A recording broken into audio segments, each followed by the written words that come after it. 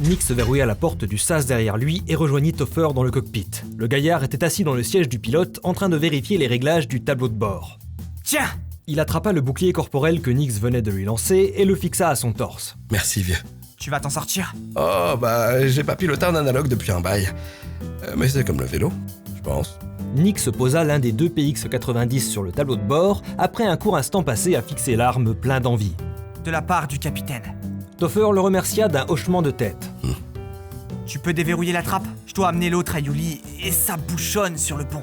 Pas de souci. Le gaillard activa l'un des nombreux interrupteurs du panneau de contrôle et un déclic résonna dans le cockpit. Nix passa de l'autre côté du tableau de bord et souleva la trappe de service. Il descendit l'échelle à travers l'étroit conduit qui menait à la salle de contrôle où Yuli s'affairait sur l'interface de l'ordinateur de bord. Tu t'en sors? Il fait sa mijaurée, mais je vais le mater. Nix posa le bouclier et l'arme sur le bureau en face d'elle. Prends le temps de t'équiper. Moi j'y retourne. J'enverrai un signal à tout le monde quand j'aurai fini, pour que vous ayez le temps de vous préparer au décollage. Sans gravité artificielle, on va le sentir passer. Le jeune homme leva le pouce en l'air. Je m'accrocherai. Et il quitta la salle de contrôle par la porte. Il se retrouva sur le pont d'observation, ou plutôt ce qui était le pont d'observation auparavant. L'équipage avait pris l'habitude d'y entreposer un peu tout et n'importe quoi, au point où tous les hublots étaient désormais dissimulés par un bazar sans nom. Il traversa le débarras, se glissant comme il le pouvait entre les piles de vieilles fringues, les pièces détachées et ce qui ressemblait à la moitié d'une table de cyberbillard. Une fois dans la cuisine, il put entendre des tirs de plasma et des hurlements au-dessus de sa tête. Le capitaine n'a pas encore terminé. Nix continua tout droit, passant les quartiers de l'équipage, puis le sas menant à la cale. En haut de l'échelle, il vit des flashs lumineux provenant du pont supérieur. Capitaine! Quoi? Vous vous en sortez? Il y eut un bruit de métal traversant la chair. Ça va! Un bouclier et un PX-85 tombèrent du pont supérieur et Nix les rattrapa. Je peux apporter ça à Gandar? J'ai un peu les mains prises. Même Gandar a droit à un meilleur modèle que moi. C'est la façon dont le capitaine a décidé de me punir. Mais ça fait mal. Je m'en occupe! Merci. Nix traversa la cale en direction de la trappe du vaisseau et grimpa l'échelle au mur. Il se retrouva à l'extrémité du pont supérieur. Plus loin, il pouvait apercevoir le capitaine trancher les agents de la Corp un par un au fur et à mesure qu'ils descendaient.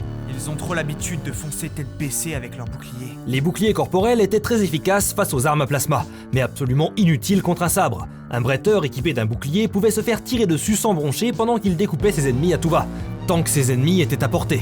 Nix se retourna et passa le sas de la salle des machines.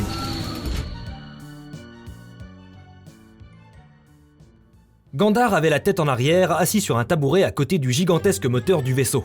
Il se réveilla en sursaut. Tu dormais? Hein? Non. Je t'ai vu. Ah. Alors oui. Nix lui donna le bouclier et l'arme. Verrouille le sas après que je sois sorti. Ça roule. Et ne t'endors plus! Gandar acquiesça mollement et Nix quitta la pièce. Au bout du pont, le capitaine attendait visiblement qu'un autre agent de la Corp ose descendre. Sa mort? Chut, tu vas les effrayer.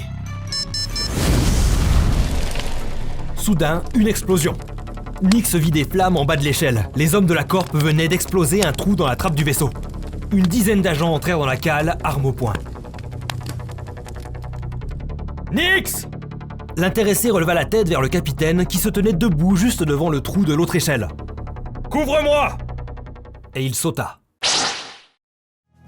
Nix baissa les yeux en direction de la cale et vit Stein atterrir et immédiatement trancher la main d'un ennemi. Son manteau rouge virevoltant, il se jeta sur le suivant. Mais les agents de la Corp ne se laissaient pas intimider. Une salve de plasma frappa le capitaine de plein fouet et son bouclier corporel passa immédiatement du bleu au jaune. Nix dégaina son PX-80 et visa l'un des hommes les plus proches de lui.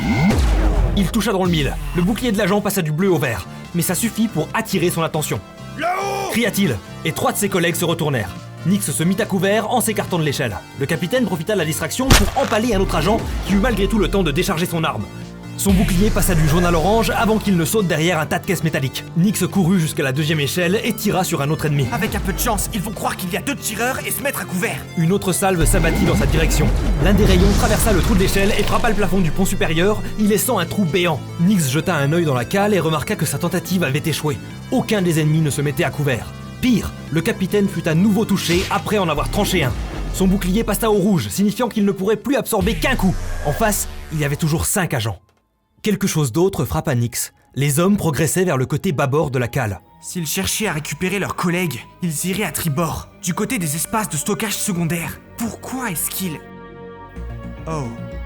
Nix réalisa que la Corp n'était pas venue récupérer l'agent enfermé dans le placard. Ils étaient là pour l'ange.